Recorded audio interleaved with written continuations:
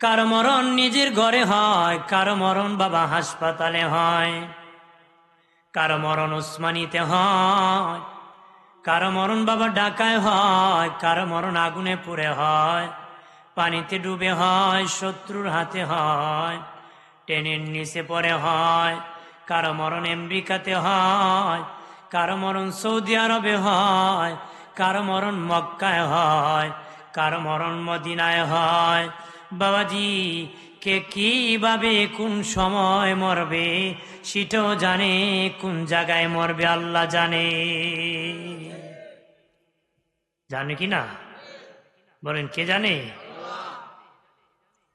কারো মরণ সম্মানের হয়, কারো মরণ অসম্মানের হয়, কারো মরণ বাবা সম্মানের হয়, কারো মরণ অসম্মানের হয়।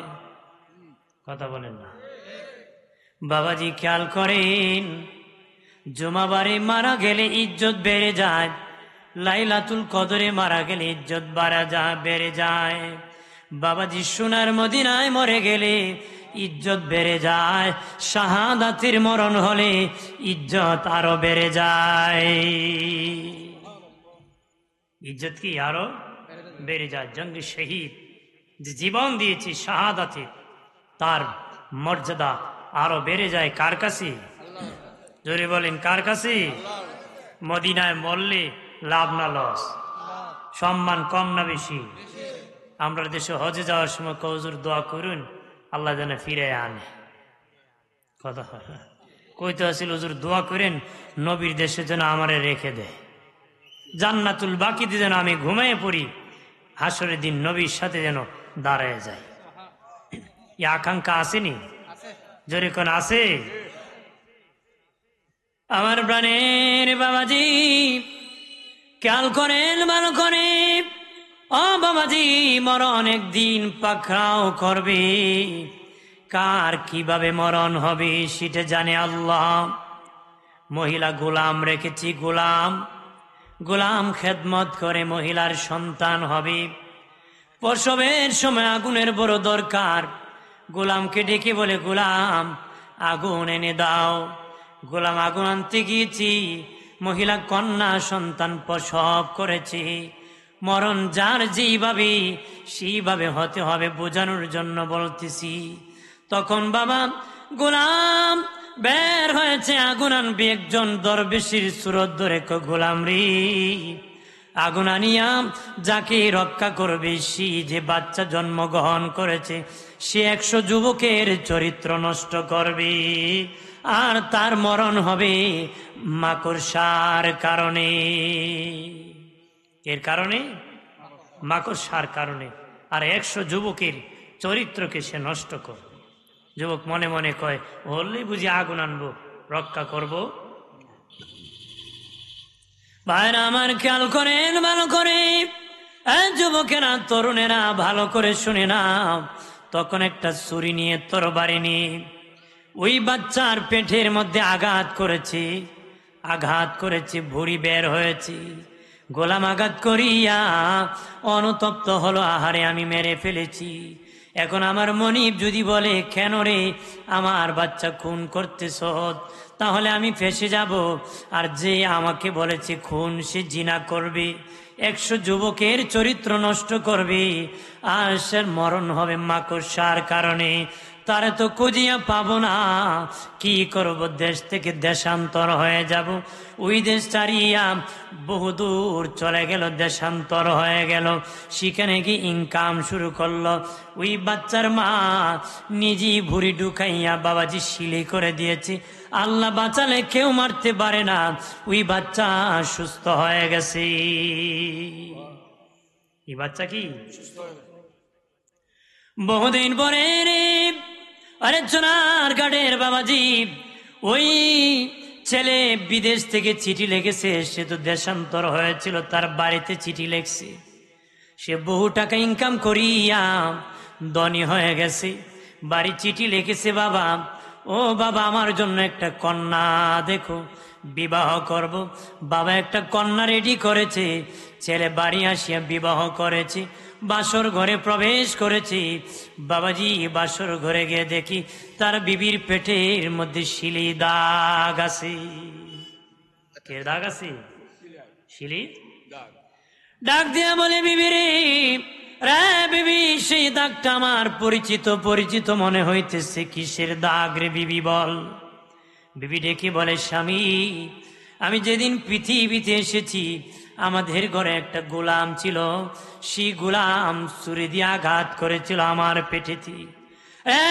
স্বামী, গোলাম আঘাত করিয়া দেশ তারিয়া দেশান্তর হয়ে যা আমার মা শিলি করে দিয়েছি, আল্লাহ আমাকে ভালো করে দিয়েছি। তখন ওই জামাই ছেলেটা বিনয় বিনয় কান্নায় ভেঙ্গে পড়ে কই, বিবি, যেই গোলাম তোরে আঘাত করেছিল আমি হইলাম সেই গোলাম। আমি হলাম কি? আমি হলাম সেই গোলাম। বিবি ডেকে বলে, রে স্বামী, কেন রে আমারে আঘাত করে তুমি এইভাবে কেটে দিয়েছিলা? আমাকে তুমি চাকু দিয়ে কেন আঘাত করেছিলে? কো বিবি, শোন রে বিবি, আমি যখন তোর মা আমাকে যখন আগুনের কথা বলেছিল বের হয়েছি, একজন দরবেশ বলতেছে তুই নাকি 100 যুবকের চরিত্র নষ্ট করবি, তোর মরণ নাকি মাকড়সার কারণে হবে। আমি দেখলাম তার জন্য আমি আগুন নিয়ে যাব, আর সে 100 চরিত্র যুবকের চরিত্র নষ্ট করবে, তারে আমি খুন করে ফেলবো, যেন কোনো যুবকের চরিত্র নষ্ট না করতে পারে। যুবকের চরিত্র ঠিক রাখতে তুই তখন আমি আঘাত করেছি। তখন তার বাবাজি বিবি ডেকে বলে, স্বামী, তাহলে সব খবরই তুমি জানো আগে। তখন স্বামী ডেকে বলে, বিবি, ওই দিন দরবেশ সামনে বলেছিল তুমি 100 যুবকের চরিত্র নষ্ট করবা, বিবাহত হয়ে গেছি রে। বলো রে বিবি, সত্যি কি তুমি 100 যুবকের চরিত্র নষ্ট করছো নাকি? কয়, স্বামী, সব তো জানি, গোপন করে লাভ নাই, সত্যি রে স্বামী, আমি 100 যুবকের চরিত্র নষ্ট করেছি। একটু চিল্লায় বলি নাউজুবিল্লাহ। কই, সত্যি আমি 100 যুবকের চরিত্র নষ্ট করেছি। এরপরে বেবি ডেকে বলে, স্বামী, আমার আল্লাহ তওবা করলে ক্ষমা করবেনি। স্বামী ডেকে বলে, বিবি, আল্লাহ ক্ষমাশীল, ক্ষমা করে দিতে পারে। বিবি রে, একটা পেয়েছি প্রমাণ, সত্যই তুমি 100 যুবকের চরিত্র নষ্ট করেছো, আর একটা হলো মাকড়সার কারণে তোমার মরণ হবে রে বিবি। ওরে বিবি, ওটার থেকে তোমাকে বাঁচাতে হবে, রক্ষা করতে হবে, নিশ্চিত তোমার এইভাবেই হবে। স্বামী বিবি বাঁচানোর জন্য গ্লাস ফিটিং করে ঘর বানাইছি, রুম বানাইছি, চতুর্দিকে গ্লাস লাগাইছি, মাকড়সা যেন গ্লাসের ভিতর প্রবেশ না করতে পারে। বাস করতেছে বাবা, মাকড়সা থেকে বাঁচার জন্য গ্লাস ফিটিং করেছি। বিবি হঠাৎ করে বাবাজি রুম ঝাড়ু দিতেছি, দেখে একটা মাকড়সার বাচ্চা উড়াল দিতেছি। স্বামীর ডাক দিয়ে, স্বামী, তুমি যে মাকড়সার কথা বলো এটি নাকি সেই মাকড়সা? বলে, হ্যাঁ রে বিবি, এটাই সেই মাকড়সা যে দরবেশ বলেছিল যে মাকড়সায় তোমার মরণ হবে, এটাই সেই মাকড়সা। বিবি ডেকে বলে, স্বামী, ওইটি বুঝি আমাকে মেরে ফেলবে? জীবনে অনেক মাকড়সা মেরেছি, সে বুঝি আমাকে মেরে ফেলবে? ঝাড়ু দিয়া বাড়ি দিয়া মাকড়সারে মেরে ফেলেছি। জমিনে বাবা ফ্লোরের মধ্যে মাকড়সা পড়ে গেছে। গুসা করে কই, স্বামী, ওই মাকড়সাই বুঝি আমাকে মেরে ফেলবে? নিজের পা দিয়ে মাকড়সাকে মোড়া মেরেছে, চাপ মেরেছে। ওই যে চাপ মেরেছে বাবা, মাকড়সার থেকে বিষ পায়ে ঢুকে গেছে, গ্লাসের ভিতরেই মহিলা মারা গেছে। আল্লাহু আকবার করনা। কইছে মাকড়সায় মরণ হবে, গ্লাস ফিটিং করো, মরণ থেকে বাঁচতে পারে নাই, ওইটি মরণ হয়েছে। বেটা শুনছিল নদীতে ডুইবে মারা যাবে, এই জন্য কি করছে, 2 পাও কাটাই নিছে। 2 পাও কি, 2 পাও কেটে ফেলেছি, বাড়ি থেকে বের হবো না, নদীর ঘাটে যাবো না, মরবো না। বেটা বহুদিন ধরে বের হইতে পারে না, একদিন ঘোড়া আসছে, ঘোড়ার দৌড় দিতে ইচ্ছে হয়েছে। বহুদিন ধরে বের হইনি, আমার একটু কষ্ট করে ঘোড়ার পিঠে বসায় দাও। ঘোড়ার পিঠে বসাই দিছে, এমনি ঘোড়া ধরতে ধরতে নদীর ফেলে না আসারতে আসারতে সাগরে ফালায় মেরে ফেলছে। তো মরণ যেখানে, এখানে যেতেই হবে, কতক্ষণ মৃত্যু যেখানে হবে সেখানেই যেতে হবে বাবা। আব্রাহা বাদশার মতো যদি লোহার সিন্ধুকে বসে থাকো, সেখান থেকে মালাকুল মউত ধরে আনবে।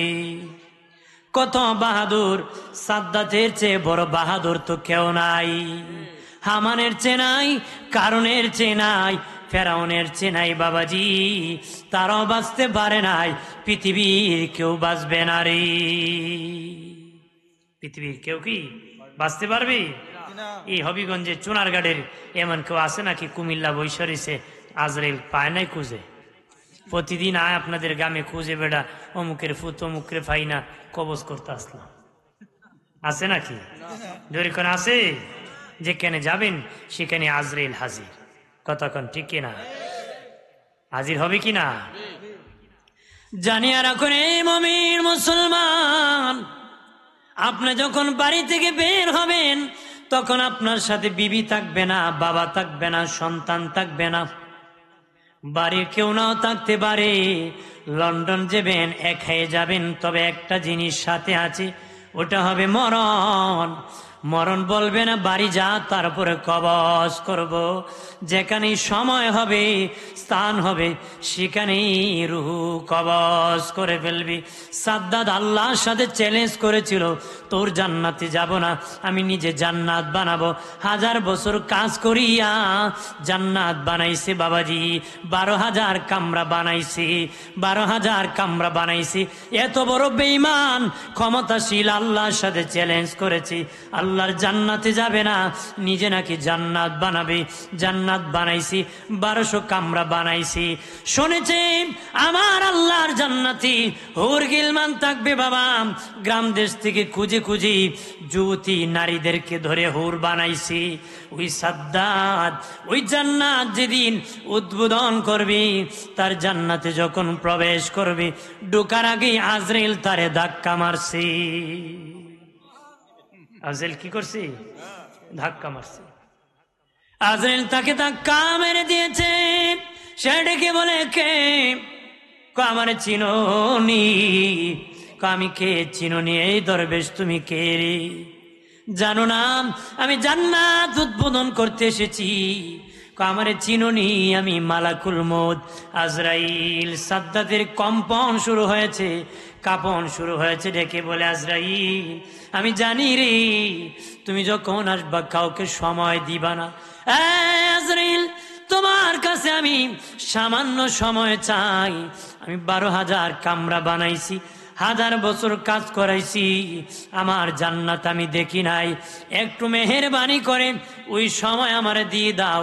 ওই পরিমাণ সময় আমি মাথা ঢুকাইয়া ডান দিকে একবার তাকাবো, বাম দিকে আরেকবার তাকাবো, এই পরিমাণ সময়টা তুমি দিয়ে দাও। আজরাইল বলে, আল্লাহ ও মালিক, বেচারা সাদ্দাত নিরুপায় হয়ে গেছে, আমার কাছে একটু সময় চাই গল্লা। আল্লাহ বলে, আজরাইল তোমার কি মায়া লাগে নাকি? আল্লাহ আজরাইল বলে, আল্লাহ তুমি তো আমাকে মায়া দয়া দেও নাই, তবে মালিক ও আল্লাহ এই বেচারা সাদ্দাতের জন্য আজকে আমার মায়া লাগতেছে। আরেকদিন এক শিশু বাচ্চার জন্য মায়া লেগেছিল। আল্লাহ বলেন, আজরাইল ওই শিশু বাচ্চা কে রে জানুনি? আজরাইল বলে, আল্লাহ নদী ভূমিকম্প হয়েছিল, নদী দিয়া নৌকা ভেসেছিল, তখন নৌকা ডুবে গিয়েছিল। তক্তার উপর একজন নারী ভাসছিল, ওই তক্তার উপর নারী সন্তান প্রসব করেছিল। তক্তার উপর গো মালিক নারী একটা ছেলে সন্তান প্রসব করেছিল। তখন তুমি মালিক রব্বুল আলামিন আমাকে বলেছিলাম ওই মার রুহ কবজ করতি। মার রুহ কবজ করিয়া সমুদ্রের মধ্যে যেন ফেলে দিই, আর কাঠের মধ্যে যেন বাচ্চাকে ভাসায় দিই। আল্লাহ গো, ওই দিন যেদিন ওই তার মাকে রুহ কবজ করে বাচ্চা প্রসবের পরে মাকে যখন সমুদ্রে আমি ফেলে দিয়েছিলাম আর তক্তার মধ্যে বাচ্চাকে ভাসায় দিয়েছিলাম, ওই বাচ্চার জন্য ওই দিন আমার বড় মায়া লেগেছিল। আল্লাহ বলেন, এই আজরাইল, যে বাচ্চার জন্য তোমার মায়া লেগেছিল ওই বাচ্চি হলো বেঈমান সাদ্দাত। আমি আল্লাহ তারা আজলে জঙ্গলের কিনারার মধ্যে নিয়েছিলাম রে। একটা বাঘিনী বাচ্চা মরে গিয়েছে, প্রচন্ড ধূপ ছিল, নদীর কিনারে সাগরের কিনারে দাঁড়ায় ছিল। আমি আল্লাহ বাঘের অন্তরে ওই সন্তান মানুষের মায়া দিয়েছিলাম। সেদিন ওই ভাগ ওই কার থেকে এই বেঈমান সাদ্দাতকে উঠায় আনিয়া দুধ খাওয়ায়া তারে লালন পালন করেছে। আমি আল্লাহ কয় মাস খাওয়াইছি? 12 মাস পর্যন্ত এই বেঈমান সাদ্দাতকে আমি বাঘের দুধ খাওয়াইছি। আজরাইল রে আজরাইল, 12 মাস খাওয়াইয়াম আমি আল্লাহ ওই বাঘের কাছ থেকে তার উদ্ধার করে এত বড় বানাইছি। আমার সাথে এখন চ্যালেঞ্জ করে আমার জান্নাতে নাকি যাবে না, সে নিজে নাকি জান্নাত বানাবে, সে জান্নাত নাকি উদ্বোধন করে। আজরাইল বলে, মালিক ও আল্লাহ, সেই যদি এই বেঈমান হয়ে থাকে আর সময় দেওয়া যাবে না। সময় দেওয়া হলো না বাবা, মুহূর্তে রূহ কবজ করা হয়েছে। মুহূর্তে কি যে বেটা এত বড় জান্নাত বানাইছে এরও সময় দিচ্ছে না। আর সলিম আলী আর কলিম আলীর কি খবর থাকবো নি? কথা হয় না, যুদ্ধ চলবো নি? আজরাইলের সাথে চলবো? মুসা নবীর কাছে গেছে, তাপ্পড় মেরে চোখ উড়ে দিছিল। কি দিছিল? চোখ খুলে দিছিল আজরাইল। আজরাইল কয় আমার আজরাইল গিরি শেষ। আল্লাহ কি হয়েছে? আপনার নবী এমন তাপ্পড় দিছে, চোখ শেষ করে দিছে, আমি আর রূহ কবজ করতে পারবো না। আল্লাহ তুমি কেন এত গরম দেখাও? সব জায়গায় গরম দেখাও না, কারণ আমার নবীর পাওয়ার তোমার চেয়ে বেশি। তুমি সব জায়গায় একরকম বলিও না, কারণ আমার নবীর পাওয়ার তোমার চেয়ে বেশি। এখানে গিয়ে তুমি অনুমতি দরকার ছিল। আল্লাহ আমারে মুক্তি দাও। আল্লাহ না, এখন থেকে তোমার পাওয়ার বাড়াইতেছি, না বাড়াইলে সামনে বাঙালি। কথা না, যে বাঙালি যদি আজেল প্রকাশ চাইতো বেটা আগে গুন্ডা বাহিনী ফিট করতো। কথা হয় না, রাজার বাজারে মুগুর লিয়ে দাঁড়ায় থাকবে, আজেল কেমনে আয়? কথা হয় না, থাকতো কি না? প্রাণের বাবাজি আমার আল্লাহ সুবহানাহু ওয়া তাআলা আজরাইলের ক্ষমতা এমন ভাবে বাড়িয়ে দিয়েছে, বাবার সামনে ছেলে মরে যায়, বাবা বলতে পারে না। ছেলের সামনে বাবা মরে যায়, ছেলে বলতে পারে না। মায়ের সামনে মেয়ে মরে যায়, মেয়ের সামনে মা মরে যায়, ইমামের সামনে মুসল্লি মরে যায়। বাবাজি দেশের বুদ্ধিজীবীরা আজরাইল কেমনে ঢুকি কেমনে বাহির হয়, রুহ কিভাবে রুহটা নিয়ে যায় দেখার জন্য বাবাজি সাকরাতের বিছানায় মানুষ পড়ে আছে, গ্লাস পিটিং করে রাখছে, দেখি আজরাইল কেমনে ঢুকি কেমনে বাহির হয়, রুহটা কিভাবে নিয়ে যায় পরীক্ষা করার জন্য গ্লাস ফিটিং করে বাবা বয়স্ক যে সাকরাতের বিছানায় তারে ঢোকায় রাখছি। চতুর্দিকে মানুষ দাঁড়িয়ে আছে, কিভাবে আজরাইল ঢুকি আর রূহ কবজ করে কিছুই দেখে নাই। হঠাৎ করে গ্লাস ফেটে গেছে, হঠাৎ করে গ্লাস ফেটে গেছে, আর কিছু বলতে পারে না, লোকটা মরে গেছে। আমার আল্লাহ এত ক্ষমতা বানাই দিছে, পৃথিবীর কারো ক্ষমতা নাই। আদম নবীকে বানানোর জন্য আজরাইলকে পাঠাইছিলেন মাটি নেওয়ার জন্য, উনি একটা খাবলা দিয়া মাটি নিয়েছিলেন বাবা। এক খাবলায় তাফসীরের কিতাবে এসেছে 40 মণ মাটি নিয়েছিল রে। ওই মালাকুল মউত রূহ কবজ করে ভাগার সুযোগ নাই। সুযোগ আছে? জালালউদ্দিন সুয়ুতী কইছে 500 ফেরেশতা জাতা দিয়া ধরে, চাপ দিয়া ধরে, কারণ এক ফেরেশতা ধরলে উপায় নাই, আর 500 ধরে। 500 ধরলে উপায় আসেনি। এই জন্য বাবাজি বলেছেন যখন রূহ কবজ করা হয় মানুষের রূহটা 80 জায়গা দিয়ে পলাইতে চায়, 80 জায়গা দিয়ে মানুষের রূহ 80 জায়গা দিয়ে পলায় যেতে চায় রে। এই জন্য বলেছে মৃত ব্যক্তির পাশে কমজোর মানুষ বসিও না রে। যদি রূহটা পায়ের দিকে এসে জোর করে, লোকটা যদি লাথি মারে শেষ করে দিবি, আঘাত করে শেষ করে দিবি, অতে ক্ষমতা বেড়ে যাবি রে বাবাজি। রুহু বাবা এইভাবে দৌড়াদৌড়ি করে রে। রুহু কি? রুহুকে নবী বলেছেন রুহু আল্লাহর হুকুম। রুহুটা কত বড় দয়াল নবী বলেন, একটা মানুষ যত বড় রুহুটা তত বড়। আল্লাহর হুকুম দিয়া রাখছি, রুহুটা যখন আজরাইল কবজ করে হাত না পা নাড়া বন্ধ হয়ে যায়, হাত নাড়া বন্ধ হয়ে যায়, এইভাবে নড়াচড়া করতেছি, আমার আল্লাহ বারে তাআলা হুকুম করলে বের হয়ে যায় বাবাজি, লাশ হয়ে যায়। আরো আসতে খবর, রুহটা যখন বের হয়ে যায় লাশ হয়ে যায় রে। আর কোনো দাম নাই, আর কোনো মূল্য নাই। পৃথিবীর সবচেয়ে বড় বোঝা হলো লাশ। সন্তান হইয়া বাবার জন্য বড় চিন্তা করি রে। একটা মাত্র ছেলে মরে গিয়েছি, বাবার কাছে কঠিন বোঝা হয়ে গেছে। রাত 10টায় যদি মরে যাও, মানুষ বড় ভয় পায়, পাহারা কেমনে দিব রে। মসজিদের ইমাম খুঁজি, হাফিজে কোরআন খুঁজে তেলাওয়াত করবি। কার জন্য বাড়ি বানাইবা, যেই খাটে ঘুমাইবা সেই খাটে ভয়তে কেউ ঘুমায় নারী। মিথ্যা কথা কইছি না? ভয় পায় ও রুহু নাকি ক্ষতি করবে, রুহু নাকি তারে ধরে নিয়ে যাবে। মানুষ কান্না করে বেটার ফুলায় বিড়ি টানে। যদি কো বেটা মানুষ তেলাওয়াত করে কান্না করে তুই বিড়ি টানে, আমার যেটা ই গেছি এটা করি, আমার ই গেছি ইটা। বাপেও খায়, পোলায় আব্বা আসেনি, কথা হয় না। ভালোই তো করতে গিয়া, কারণ বাপের তুই বিয়ার সময় আকাম করছে, কথা হয় না। আমার প্রাণের দুস্থ বুজুর্গ গরাম, আমরা হলাম মুসলিম জাতি। মুসলমানের বিয়ার সময় মুসলমানের অভ্যাস নাই, সব হিন্দু সংস্কৃতি, ঠিক কিনা বলে? যেই জামাই বাবু বিয়ে করবে তারও নামাজ নাই, ওযু নাই, গোসল নাই। যে মেয়ের বিয়ে হবে তারও নামাজ নাই, ওযু নাই। 7 দিন আগ থেকে বাবা ধুম্মুর ধুম্মুর মারে, আছে কিনা? যেই বেটার টাকা আছে সে বাবা বারাটি নারী না ছায়, যার টাকা নাই ধুম ধুম মারে বক্স। এটা বাবা গজব, লানত। লানতে রহমত হেসতে পারে না, ওই মেয়ের ঘরে ভালো সন্তান হতে পারে না। বাপ ভালো তো বেটা ভালো, মা ভালো তো মেয়ে ভালো, গাই ভালো তার বাছুর ভালো, দুধ ভালো তার ঘি ভালো, কথা হয় না? গাই ভালো না বেটা বীজ দিত 87.5, কথা হয় না? হ্যাঁ 100 দিব, মরে যাবো মিয়া। এজন্য নিজে ভালো হইতে হবো, তাহলে ভালো হওয়া যাবে। আপনি আম গাছ হন, আম দিবি, কথা হয় না?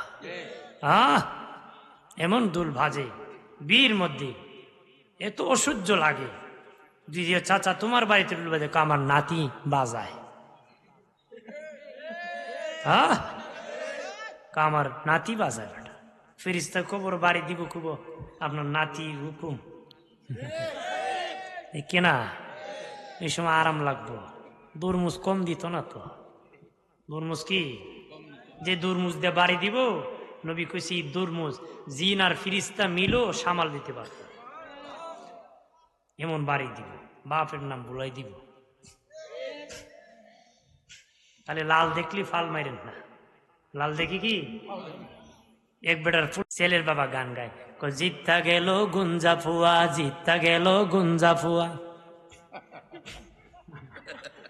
তার বরযাত্রীরা তার ছেলে 2টার আরো 2টা আছে করে তোর বাপেরই গান গায়, জিততে গেছে গুঞ্জা ফুয়া। 2 ভাই এক, বাবা এটা কি গান? দেখ তোরা হইলো সুন্দর, বউ পাইছ কালা, হোর বাড়ি গরিব। আর আমার ফুলা গুজা, বউ পাইছে সুন্দর ডকের ফর্সা, আর শ্বশুর বাড়িও ধনী। শ্বশুর বাড়ি কি ফুলান গুসা করে গেছে, গুসা করে না বিয়া। আরে বাবা বিয়ার দুলাবাইয়ের গোষ্ঠী গুসা করালে উস্তাদ, কত হয় না বলে হালাই না বাঁকা গেল না তেরা গেল, দুলাভাই হল গাছের আগায় ফা।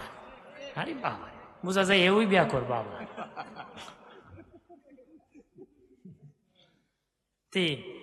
আরেক বেটা গিয়ে কন্যার বাপরে কই মিয়া তোমার বিয়ারি গান গায়, কি গান গায়?